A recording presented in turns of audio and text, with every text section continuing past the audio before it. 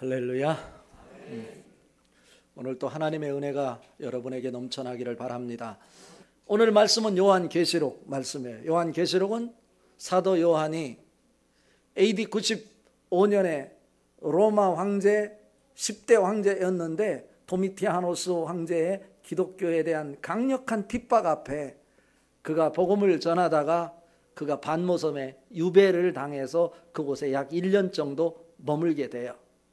그런데 반모섬에서 사도 요한이 기도하는 가운데 천국을 경험하는 환상을 보게 되는데 그 환상 속에 오늘 말씀에 뭐가 나타나냐면 시온성이 나타나는데, 이 시온이라고 하는 것은 처음에는 어느 곳을 시온이라고 그랬냐면 예루살렘의 동남쪽에 기드론과 두로 배운 이 골짜기를 가리켜서 시온산이라고 그랬는데, 솔로몬 왕이 성전을 그곳에 짓고 나서 성전 중심으로 나라를 통치하면서 그 예루살렘 전역을 가리켜서 시온산이다 이렇게 이름을 붙였어요.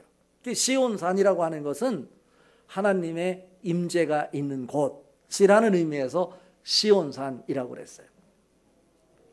요한계시록 오늘 읽은 본문 말씀 1절부터 5절까지는 시온산에 누가 나타나냐면 어린 양이 나타나고, 어린 양 앞에 예수를 믿음으로 인해서 이마에 인침을 받은 14만 4천 명이 서 있다. 이 광경을 소개하고 있는 거예요. 천국을 그리는 거예요. 여기서 14만 4천 명이라고 하는 것은 숫자로 말하는 것이 아니에요. 도미티아노스 황제가 이 로마를 지배하고 이 기독교 국가 그 소아시아에 있는 7교회 강력하게 핍박하면서 그들을 다스렸는데, 그들이 기독교를 전하고 예수를 전하는 것 용납할 수 없었어. 편지를 쓰는 것도, 이 반모섬에서 사도 요한이 편지를 쓰는 것도 그냥 전달될 수 없었고 다 검열을 철저하게 받았어요. 그러니까 그냥 세상 사람들이 알아듣는 말로 편지를 쓸 수가 없었던 거예요. 기독교인들끼리 통할 수 있는 상징적 언어를 사용해서 편지를 쓰는 거예요. 그러니까 14만 4천 명 하면 정말 숫자로 14만 4천 명을 말하는 것이 아니고 예수 믿어 구원받은 백성, 그 백성들이 누구? 하나님의 임재가 있는 시온산에 섰는데 그곳에 어린 양이 있고 그곳에 구원받은 백성들이 있어서 새 노래를 배우고 새 노래를 찬양하고 있는 장면이 소개가 되고 있는 거예요. 그런데 14만 4천 명이 아니고는 세상에서 아무리 성공한 사람이라 할지라도 짐승의 인침을 받아 손에 표를 갖고 있는 사람들은 그 새 노래를 배우려고 하더라도 그 노래가 배워지지 않더라는 거예요. 어떤 사람만? 예수를 믿어 구원받은 사람들만 새 노래를 배우게 되는 거예요. 천국은 새 하늘과 새 땅입니다. 우리가 평생 살아가면서 경험했던 그 세계가 아니고 전혀 새로운 세계를 경험하게 될 것인데, 그것이 하나님을 믿는 백성들, 구원받은 백성들을 위해서 준비한 세계일 것인데, 그곳에서 부르는 노래도 우리가 이 땅에서 불렀던 노래와는 질적으로 차원이 전혀 다른 새 노래일 것이다 라고 하는 거예요. 그렇게 새로운 노래를 배우고 하나님을 향해서 새 찬양을 하고 있는데 갑자기 천사가 그들 앞에 나타났어요. 한 천사, 두 천사, 세 천사가 나타나서 그들이 전하는 메시지가 있는데, 오늘 말씀이 바로 이 세 천사를 통해서 전해주는 메시지 속에 담겨있는 하나님의 영적인 메시지가 무엇인지 같이 살펴보고 은혜를 받으려고 합니다. 여러분 살아가는 인생 자체가 늘 어린 양 예수가 여러분과 동행함으로 천국이 될 수 있기를 바랍니다. 그리고 늘 새로운 세계를 경험하며 살아갈 수 있는 성도들, 새로운 노래를 새롭게 배우고 새로운 노래를 새롭게 노래하는 새로운 피조물의 세계가 여러분의 것들 될 수 있기를 바랍니다. 첫 번째가 뭐냐면, 성도는 천하 만민에게 영원한 복음을 전하는 사명을 감당해야 합니다 라고 하는 거예요. 자, 오늘 읽은 말씀 6절 7절 같이 한번 읽어봅니다. 또 보니 다른 천사가 공중에 날아가는데 땅에 거주하는 자들 곧 모든 민족과 종족과 방언과 백성에게 전할 영원한 복음을 가졌더라. 그가 큰 음성으로 이르되 하나님을 두려워하며 그에게 영광을 돌리라. 이는 그의 심판의 시간이 이르렀음이니 하늘과 땅과 바다와 물들의 근원을 만드신 이를 경배하라 하더라. 아멘입니다. 천사가 새 노래로 찬양하는 그들 앞에 나타나서 전하는 메시지가 있었어요. 천사가 들고 있는 것이 하나 있었는데 그것이 뭐냐면 영원한 복음이라는 거예요. 복음이라는 뜻이 뭡니까? 복음이라는 뜻은 기쁜 소식이라고 하는 거예요. 우리가 살아가면서 기쁨이 뭘까? 행복이 뭘까? 그래서 내 인생을 그 기쁨의 행복에 올인하기 위해서 오늘 또 우리는 시간을 투자하고 우리의 가치를 투자하고 살아가는 것입니다. 그런데 오늘 이 첫 번째 나타난 천사를 통해서 우리에게 보여주는 메시지는 영원한 복음이어야 된다라고 말합니다. 영원한 기쁨이어야 된다는 거죠. 그런데 너희가 붙잡고 있는 것, 너희가 붙잡고 살아왔던 것, 그것은 영원한 복음이 아니라는 것을 전제로 하는 말씀이지요. 이터널 가스펠이라고 하는 거예요. 영원한 복음, 영원한 기쁨. 여러분 한번 여러분 인생을 되돌아다 보십시오.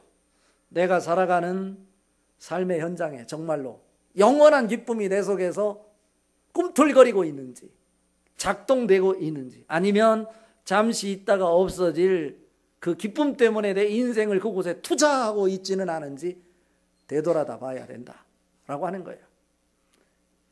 이 세상을 한번 돌아다 보세요. 요즘 한때 그가 한마디만 하면, 그가 호령하면 세상이 놀랄 정도로 권력을 가지고 있었던 사람이 한순간에 무너져 버리는 것을 우리는 지금 목도하고 있잖아요. 이게 뭐예요? 그가 붙잡았던 것이 기쁨인 줄 알고 행복인 줄 알았더니 그것은 순간적인 거예요. 한순간에 무너져 버리더라는 거죠. 오늘 천사의 손에 들려져 있는 것은 잠시 있다가 없어지는 순간적인 기쁨, 순간적인 행복이 아니고 영원한 이터널 가스펠, 영원한 기쁨을 안겨줄 수 있는 영원한 기쁨 자체라고 하는 거예요. 그런데 천사가 영원한 복음을 들고 와서 우리에게 보여주는 메시지는 뭘까요? 지금까지 우리가 복음을 전했는데 사람들이 잘 받아들이지 않으니까 천사를 통해서 영원한 복음을 전하겠다라고 하는 것일까? 자칫 잘못하면 그런 것으로 착각할 수 있어요. 왜냐하면 반모섬에 있는 사도 요한이 복음을 전하는 것 때문에 지금 박해를 받고 반모섬에 유배를 당해서 그곳에 지금 감금해 있는데, 사도 요한의 손에 영원한 복음이 들려져 있더라라고 말하면 그 디베리우스 황제가 그것을 용납하겠느냐고요. 편지가 전달되겠느냐고. 아니잖아요. 그러니까 누가 들은 거로? 천사가 영원한 복음을 들고 어린 양 앞에 인침을 받은 14만 4천 명 앞에 서 있는 것으로 보여주고 있는 거예요.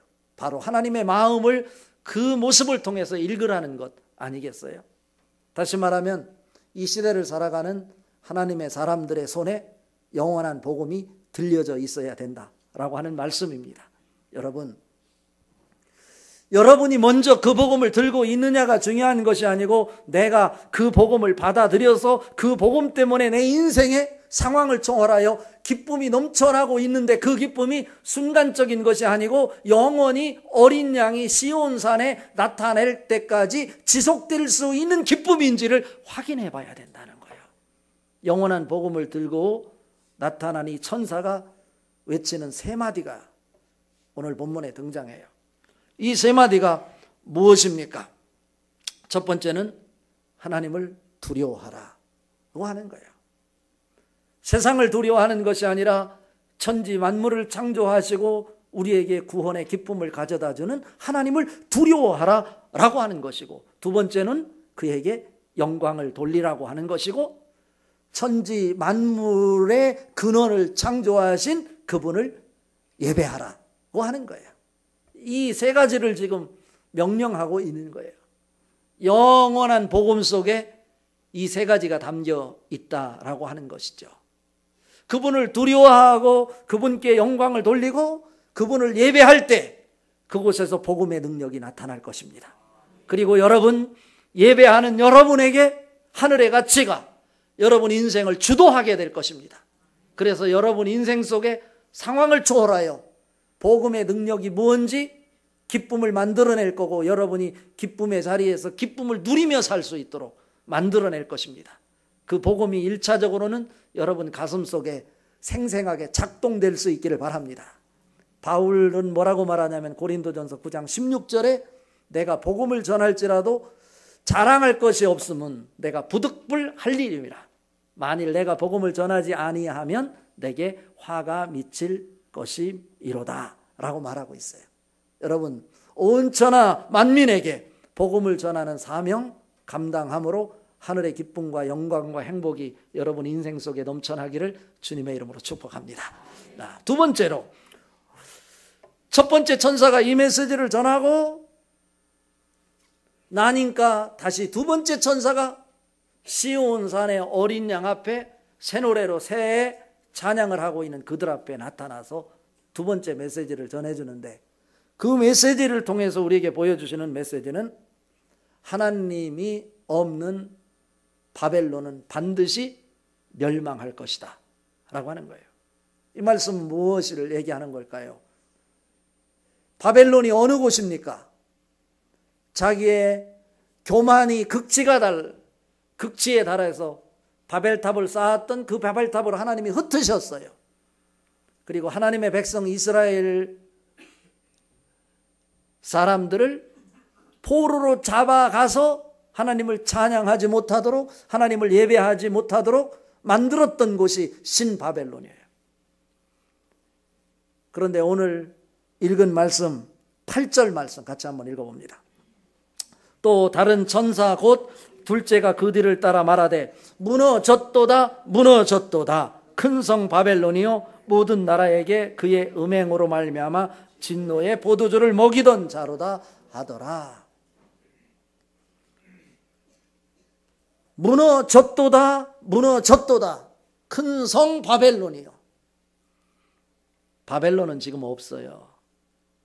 이 당시에 바벨론은 없다니까요. 바벨론은 이미 사라졌어요. 없었던 시대예요. 이것도 문자적으로 해석하면 안 된다고 그랬죠. 바벨론 하면 자기들의 교만의 극치가 달아서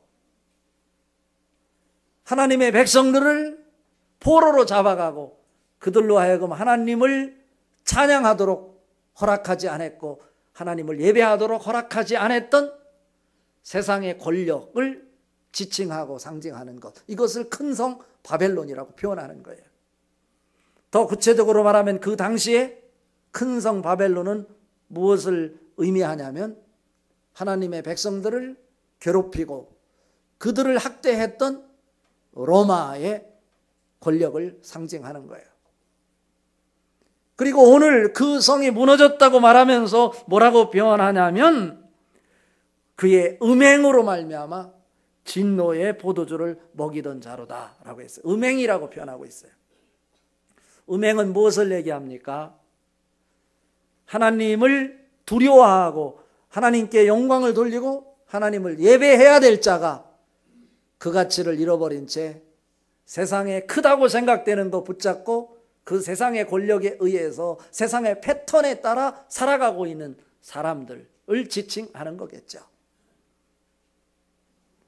음행이라고 표현하는 것은 하나님을 섬기고 하나님께 가치를 두고 살아가야 할 사람이 가치를 하나님에게 두지 않고 자기가 크다고 생각되는 세상의 권력에 가치를 두고 살아가는 그런 모습을 음행한 것으로 표현하고 있는 것입니다. 그러니까 그 당시로 치면 성경에 나오는 음행의 상징이었던 소돔을 의미하기도 해요. 그리고 당시에 권력의 최고봉을 이루었던 애굽의 권력을 의미하기도 해요. 세상의 권력이에요. 그렇다면 오늘 우리에게 바벨론은 무엇일까요? 큰 성 바벨론은 무엇일까요? 내가 최고라고 생각하고 살아가는 것, 그것이 여러분에게는 큰 성 바벨론일 거예요. 우리 젊은 청년들은 내가 이 직장에 취직만 하면 내 인생에 기쁨이 있을 거다, 행복할 거다. 자기가 꿈꾸는 그 직장이 있어요. 그것이 큰 성 바벨론이에요, 그에게 있어서. 어렵게 사시는 분들, 내가 이 사업에 성공만 한다면 여러분이 바라보고 있는 그 사업 자체가 큰 성 바벨론일 수 있어요. 내가 이렇게 잘생긴 사람, 이 사람과 결혼만 한다면 그 사람이 큰 성 바벨론일 수 있는 거예요. 그런데 어떻게 한다고요? 무너졌도다, 무너졌도다. 큰 성 바벨론이요. 그것은 우선 우리 눈에 보일 때는 큰 것처럼 보이지만 하나님 없이도 살 수 있을 것 같은 그것만 내가 소유하면 기쁨이 있고 행복하고 성공할 것처럼 느껴질지 모르지만, 그래서 내가 신념을 가지고 내가 할 수 있다, 내가 노력하면 이것은 반드시 이루리라 붙잡고 살아가는 것, 그것이 우리 인생의 행복을 만들어줄 것처럼 보일지 모르지만 그것은 결국 무너졌도다, 무너졌도다. 큰 성 바벨론이요. 무너지고 말 거라는 것입니다. 왜 그렇습니까? 그 기초에 누가 없기 때문에, 하나님이 없기 때문에 그런 거예요. 우리의 모습이에요. 어쩌면 바벨론은 우리의 모습이라고? 우리가 붙잡고 살아가는 세상의 패턴 자체가 바벨론일 수 있어요. 그곳에 누가 없으면, 하나님이 없으면 그건 바벨론인 거예요. 간음이 다른 것이 아니라 하나님 없이도 내가 살 수 있다고 세상의 패턴을 붙잡고 살아가는 것 있다면 그것이 큰 성 바벨론이에요. 우리 눈에 보이는 것이 세상의 것들이 크게 보인다 할지라도 그것에 붙잡혀 살지 않기를 바랍니다. 그것이 바벨론이 되지 않기를 바랍니다. 그것이 여러분 인생의 절대 가치와 절대 진리가 되지 않기를 바랍니다. 그것은 우리 인생 속에 필요한 것이긴 하지만 그것이 절대 진리로 자리 잡으면 그것은 우상에게 사로잡히는 거예요. 우상을 따르는 것이고 바벨론이 되는 거예요.